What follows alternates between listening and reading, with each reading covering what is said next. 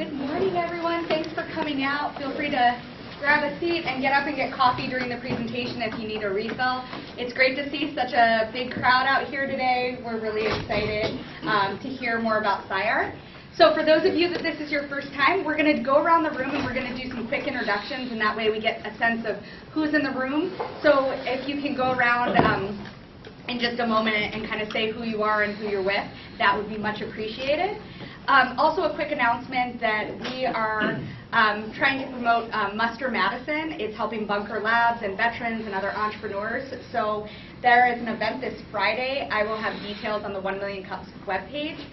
If you're interested in attending, they're looking to have other people come out to support them. So just a real quick thanks to our sponsors. We have 100 State who's provided the coffee over here. We have Derek with Field 59 in the back doing the live stream and the video recording. So if you're ever unable to come to 1 Million Cups, you can always tune in to the live feed. There is a link on our website and one that comes out in our weekly email that you can always follow as well, which if you haven't signed up for, I suggest you do. We send it out on Mondays, and it gives you a sense of who's presenting that week and some other happenings within the community. So it's a great way to stay in touch with other entrepreneurs and the 1MC community here in Madison. On that note, I am Rachel Neal. I am one of the organizers of 1 Million Cups, and I'm also with Nordic Consulting. I'm Dan Anderson of Baker Tilly. Julian Holtzman, Torque Labs. I'm Paul Hansen. I work with a startup called Remugio. Molly Siegel, Talavant. Kurt Peterson, co-founder of 32 Auctions, a platform for hosting and managing silent auctions. I'm Derek Kebler with Field 59. I'm Jonathan Solari. I'm a loaned executive with United Way of Dane County, sponsored by U.S. Bank. I'm Laurel Grocery. I'm also a loan executive, sponsored by M3 Insurance. I'm Erica Makalak. I'm a PhD student in English at Notre Dame. Wayne Peterson. I'm an account manager at VSoft Consulting. Bill Neal. I'm a senior consultant with Nordic Consulting. Matt Health, digital marketing consultant. Laura Strong, local entrepreneur in the biotech and health tech space. Amy Gannon, co-founder of the Diane Group and faculty member at Edgewood College. Paul Temple, attorney at Alpha Tech Council. I'm Drew Corson. I'm an attorney at Bagger Boucher, one of the organizers of the Million Cups. Israel Lopez. I'm also an attorney at Bagger Boucher. Casey Bryson from Catalyze. We do healthcare integration and platform as a service. Pam Stanton, Nordic Consulting. Melinda Starkweather, Starkweather Association Services. Mitch Dewitt, Merrill Lynch. We help families, individuals, and businesses create a financial strategy. Pete Cavey, also of Merrill Lynch. Travis Human, owner of Stray Cat Bicycles. Shanna Flash from Key Mutual Group. Brian Robertson, sales and marketing of software, and I'm looking for getting involved in a startup or working for a company. Dimitri Sapnas with Cassette. We're a digital identity management company. Jin San Zhang. I'm starting my own company for protein synthesis. Just started. Amanda Schmeigler, currently working with Export Abroad. Alex Ryan, I'm in solar energy. Oh, sure. Michael, I'm actually with Bunker Lab. So the event Rachel mentioned, the muster, is on Friday. So love to invite everybody here. It's really about entrepreneurship, so it's kind of led by military veterans. But some of the panels we have going on, as example, we have some talent coming in from DARPA. So one of the DARPA cybersecurity managers for cybersecurity program managers. So does everybody know what DARPA is? So, the internet, before it was the internet, it was DARPANet. So the panel on cyber, health IT, venture capital, and I was going to do my last one. But Tom Still's running a couple of the panels. We've got some great speakers, including Don Weber, founder of Logistics Health in La Crosse. So remarkable story, Vietnam veteran, was homeless not once but twice during his career, and now leads a health IT company in La Crosse that employs 1,200 people. So we've also got Governor Walker, Senator Johnson, a lot of other leaders, and part of Bunker Lab's role is to connect military veterans. We help them start and grow businesses, but it's really to connect military veterans to the startup community, right? So they've been on, deployments. Being deployed and relocating a lot doesn't help you build a professional network, and that's really core to what we do. So please, it's led by military veterans, but it's about entrepreneurs, and it's a unique opportunity because both Republicans and Democrats, and everybody's kind of pro-veteran, so it's a unique opportunity to engage our policy leaders before the budget about entrepreneurship, and they're all very aware of the Kauffman ranking and index. So we had an op-ed in the Journal Sentinel on Monday, but it's a really kind of unique opportunity, kind of apolitical or aggressively nonpartisan, but it's about entrepreneurship, and it's a unique opportunity to engage before this budget cycle so we can help keep moving the ball forward on entrepreneurship. Excellent. Thanks. Thank you so much. So everyone come out and see Mike if you have any questions about that. All right, and on that note, we will turn it over to SciArt. Well, thank you everyone for having me here. Good morning. Coffee drinkers and million cuppers.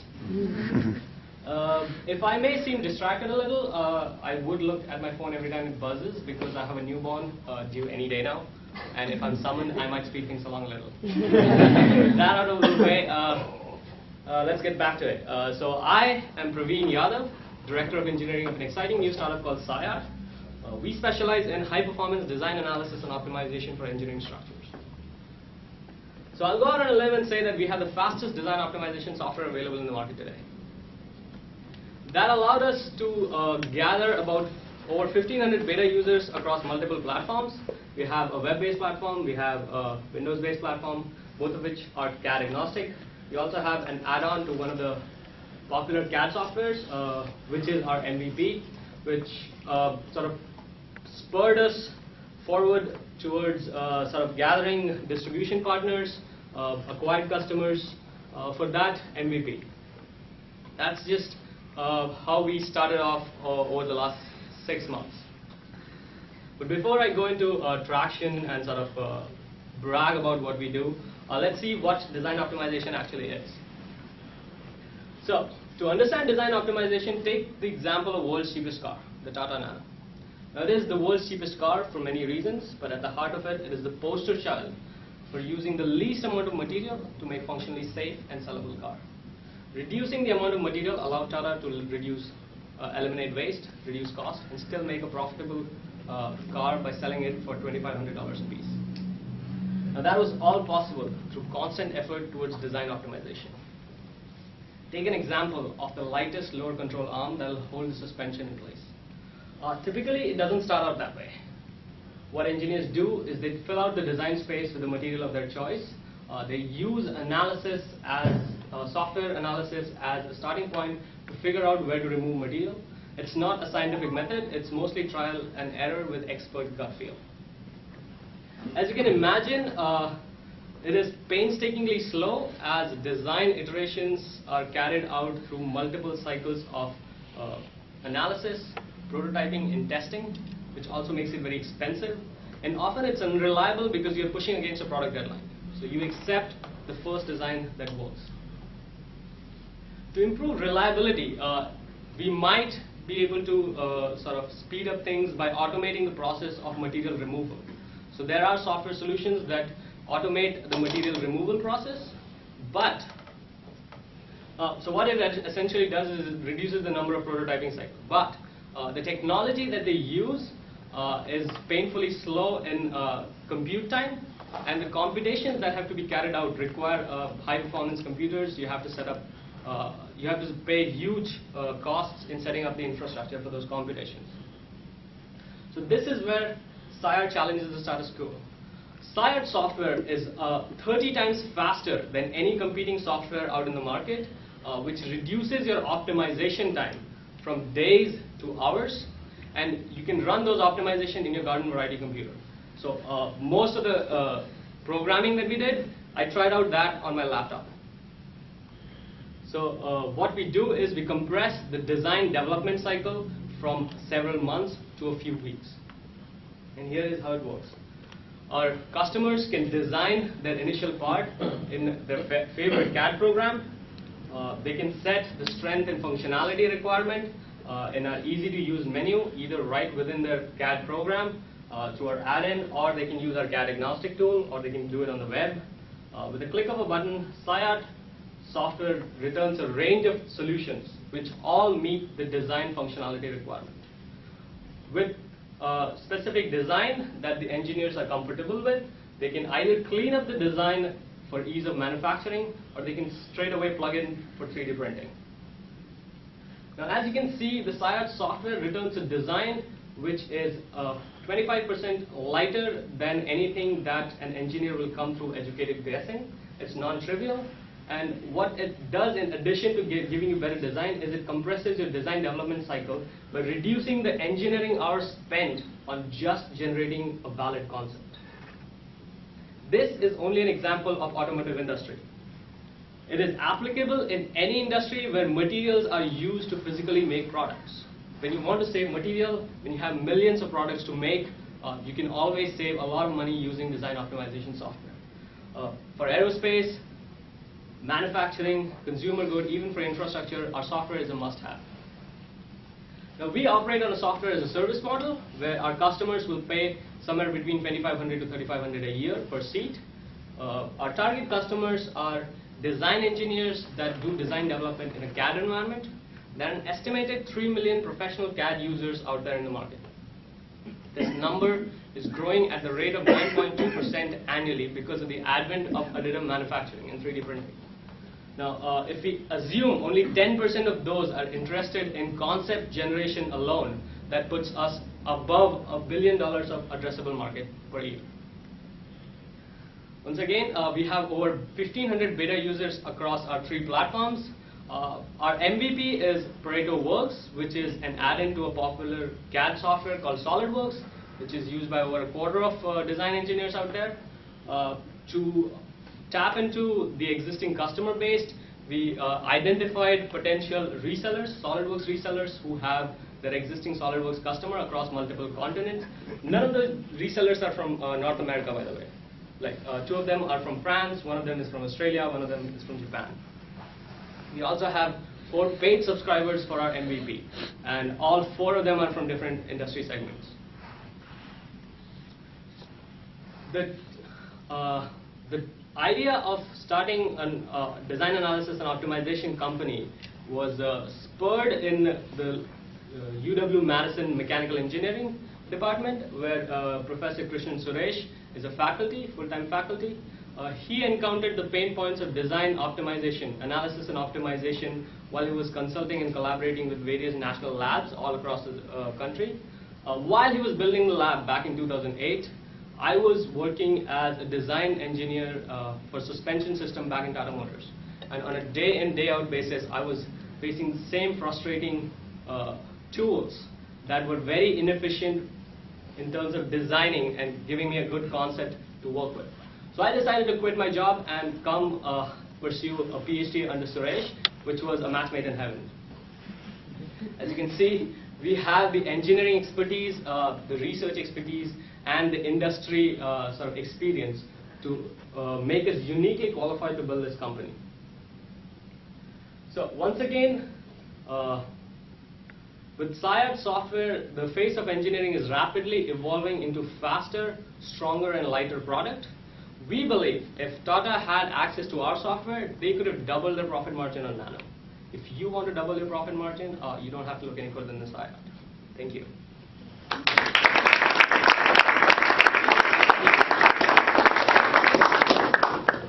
How did you arrive at your price point? I mean, the notion of doubling profit margins, that seems kind of low. So, doubling? No, if that's your value proposition to your customers, it seems a little low, the $2,500 to $3,500. Well, $2,500 to $3,500 was arrived by the fact that our competitors are selling their software for 4 times that price. So it allows us to sort of get better penetration. And since we are an unknown brand, it is more important to us right now is to sort of acquire customers rather than worry about how much we sort of get for that. Yes. So it sounds like there's other design optimization software out there, and the way you sort of positioned it, it just is much more heavy in terms of hardware requirements and timeline. Yes.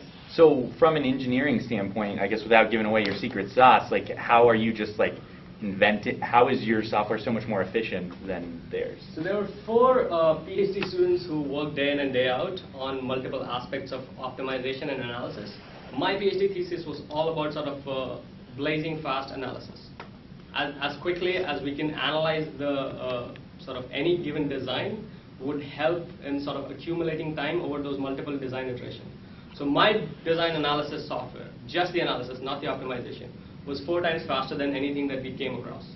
We added that over sort of 160 cycles, and that sort of gives you the sort of what you might say, the speed up in terms of what the optimization can do over an entire sort of optimization cycle. Now, there's also the fact that our optimization is a constraint-based optimization, so we don't worry about what the final sort of material reduction should look like. We just let the optimization decide what material, how much material is good enough. Whereas the competitors' optimization software, you have to guess whether 20% is enough, 30% is enough, 40% is enough, and they only play with that material. It's like you have a sandbox and then you use a water hose to sort of see where the material will sort of end up, rather than sort of figuring out what is the right amount of material that is required to make the design. Yeah. Especially because you're dealing with some fairly critical design issues. Yes. It would seem that you might have some liability exposure. So I'm wondering how you get around that. So it's no more than any other software liability that is out there. So software always comes with an end user license agreement. Even if you have a design, you still have to go through the prototyping and testing cycle. There's no way of getting around that. The more closer we sort of take into consideration the functionality constraints that will be encountered in actual life cycle of that design, the more closer we can get to the actual design that will be useful. But at the end of the day, you still have to go through the prototyping and testing cycle. Yes? Praveen, of the those that are doing beta testing, how long does beta testing take? And of the few the 4 or so, I think you said, are subscribers? Yes. How many, are there a bunch that have not subscribed? And Yes. if so, why not? So the 1500 number that I have is the number of beta users that have gone through in an entire 8-year life cycle. Like that's not 8 year, actually we started in 2014, so that's 2 years life cycle. So from the start, when we sort of put the software up for sort of just download and use, till now, there have been about 1500 beta users. 1300 of those are on our free cloud-based application. So they can log in anytime they want and they can work with it and they can just sort of play around with it. But the thing about cloud-based application is students use that. That's like 60% of the cloud-based application is used only by students when they have a project deadline, when they have sort of some kind of project design sort of course that they have to work with. That's when they use that. So they give us feedback based on how easy it was to use for them, where they encountered challenges. But they are not going to buy that software. So the software is going to be bought by professional users. And the professional users that we have got in our sort of beta environment, most of them are in Europe. And they are never going to share their files over cloud. They're always going to sort of test the software, and they'll probably prefer the downloadable version of the software. And that's why it was very important for us to sort of get resellers in Europe to sort of tap into that market.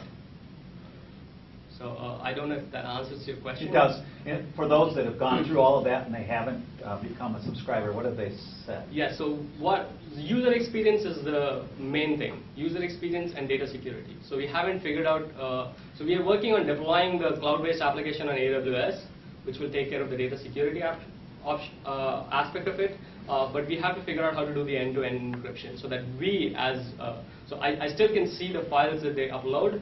We have to figure out how to sort of get the end-to-end encryption so that we, the developers, cannot see what files are being sort of uploaded. Yes.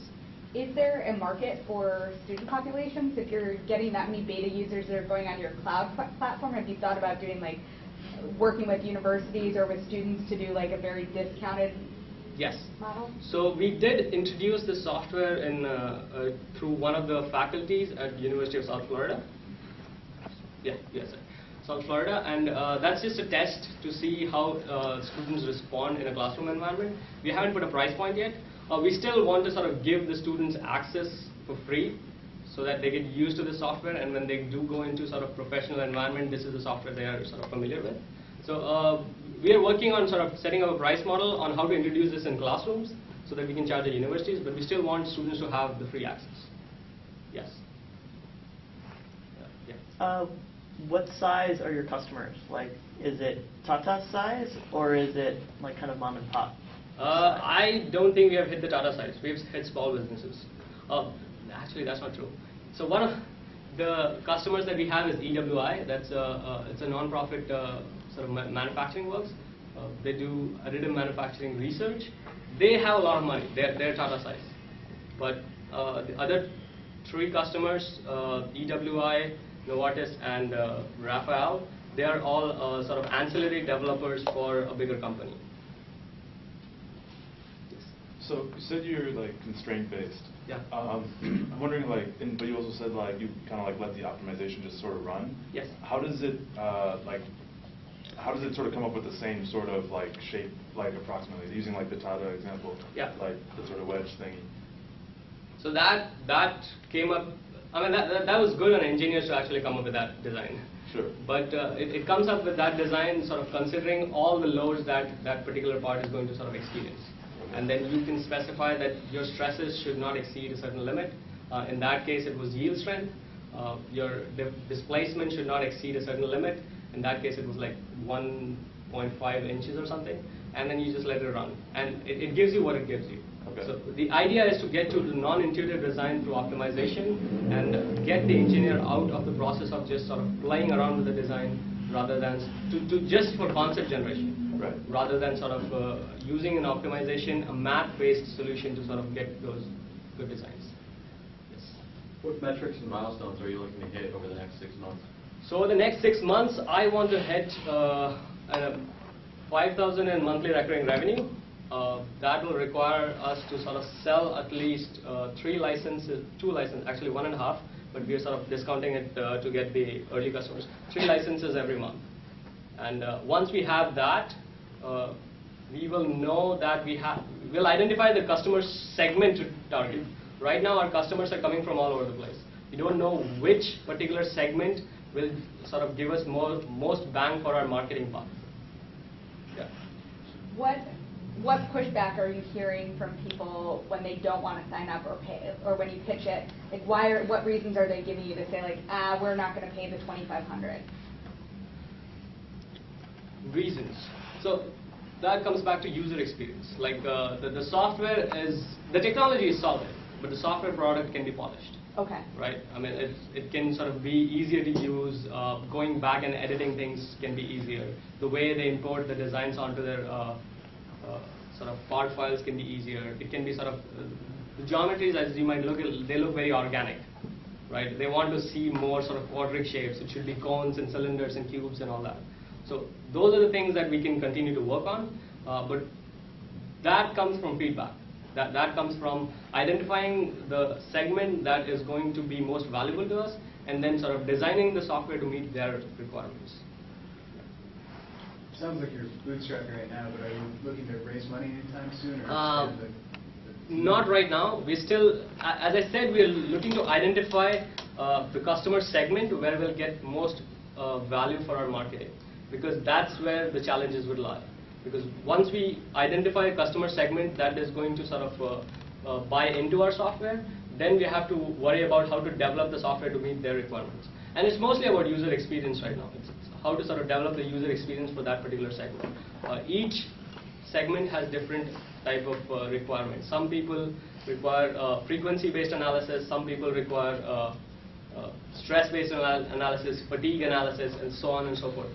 That is a lot of development that is not going to lead us anywhere because we don't know if we do develop those features, they're going to buy it. Yeah. Are you guys looking at an upgrade, like SciArt 2.0 something? No, so SciArt is a company. The product is Pareto Works. The product has gone through 6 iterations. So we released Pareto Works 7th version last month. So we do develop the software every month based on whatever feedback we get from beta users, but we rank them based on how many people want this particular thing. And we go down the list based on the ranking method, and we release once we have 3 or 4 new features introduced into the software. Yeah. Your European reseller partners have a particular industry focus? Additive manufacturing. So additive manufacturing and Formula 1 racing. like automotive. Like those are the two industry focus that we're looking at. Because that's where the lightweighting is most important, because material expenses are high in additive manufacturing, and Formula One is all about sort of high performance. I'm sorry, what? SpaceX, NASA, they need some. Yeah, I have sort of, Elon Musk.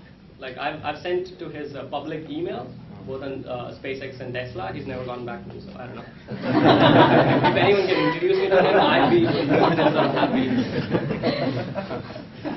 I do that once every month. Persistent. Yes. It'll pay off. Any other questions or comments before we wrap up? If not, yes. Go ahead. Actually, just one. So, so if you took this to an extreme, and I'm just trying to get a sense of where the boundaries are of the software. Yeah. Could you just put parameters in? I mean, where does the design of the product, not development in the engineering sense, but the design in terms of the kind of Aesthetic. Yes, the aesthetic. Thank you. So for example, if I wanted to design an airplane, yeah. and of course I want it to go as fast and be as light as or something. So if I put parameters in and said, well, here's what I want my airplane to look like. Where are the boundaries? Now, I mean, that's it. Could you just push the button and you would optimize an airplane, or where are the boundaries of the limits of the software in terms of design? And stop me. I'll try to answer as best as I can. Stop me if I'm getting too technical. But the design process is divided into three different aspects. There is the concept generation aspect of it. Then there is getting parametric shapes aspect of it, and then there is the optimization of those parametric shape into sort of the one that works best for that particular situation. We are in the first third, the design concept generation. Since our shapes are organic, we don't have a parametric design, so to speak, where you can change the sizes of the features that are introduced. The features are introduced where the features are introduced, and they are as big as they can be based on whatever the map gives us. But we don't have them in sort of clean shapes as combinations of circles and straight lines. Once you get into the combination of circles and straight lines, that's when you get into the third aspect where you can parameterize that. We know how to do the optimization of the parametric shapes. We know how to do the optimization of adding features. What we don't know is how to convert these features into parametric shapes. Once we have that figured out, there are no boundaries. You can sort of put all your parameters in, with a click of a button, you'll get the final design, which will be sort of as good as sort of working your warranty issues. Does that answer your question? It does, thanks. Yes. Just totally off the wall suggestion, but have you guys thought about like working with universities to create like competition teams? Like you hear about it in Newsweek all the time, like solar car, something like that. It seems like. Yep. So UW Madison's Formula One SAE team uses our software. John Hopkins University's Formula One SAE team uses our software. Northumbria back in UK uses our software. So we have introduced the software in many of the Formula One teams. We're still waiting to sort of hear from a lot of other Formula One teams, but we want to make it like a standard software, a must-have for all the Formula One SAE teams. So that's something that might sort of come about as more and more. UW team came first or second, I think, in the last competition. When they make presentations, they put our name in there that they use this particular software. That will sort of create more sort of interest among those teams, and then we'll become kind of a go-to software for those Formula teams. Have you gotten any leads from those no. partnerships? Actually, it's not accurate. I haven't followed up with them because it's been only 6 months. Like I have to wait for an entire cycle when the next time they all compete, and then I can sort of ask if anyone was interested in sort of buying the software.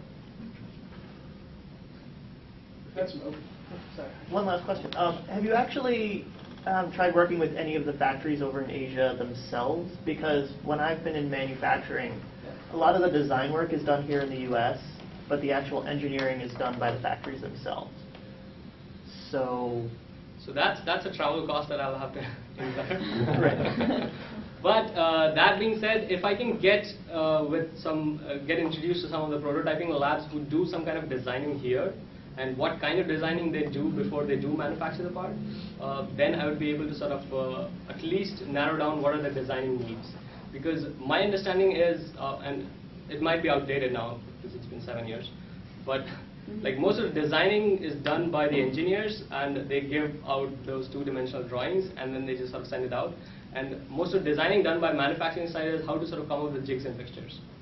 When they do design jigs and fixtures, they don't care about weight minimization. It's all about stability there. So it's a different type of design problem. So we always ask our presenters at the end, what can we as the community do to help you, assuming that not a lot of us are engineers or CAD users ourselves? I'm a sucker for introductions. So what I want from the community is as many introductions as possible. Let me just put that up.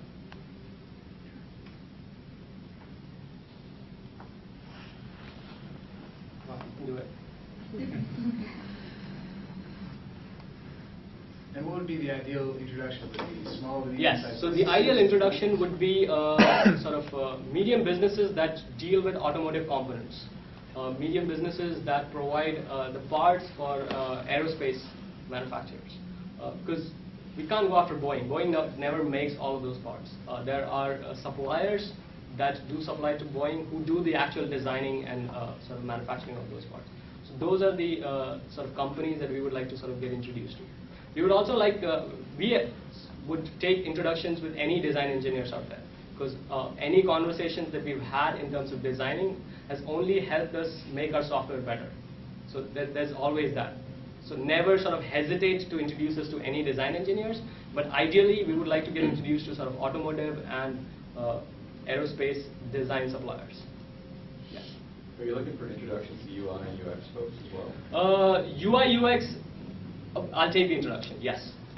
I mean, so the challenges that we had about UI, UX was for a long time I was wondering like, well, whether I should offload this work to someone who's good at this or do it myself. And then I had too much time on my hands, so I did it myself. But I can always use more help, yes.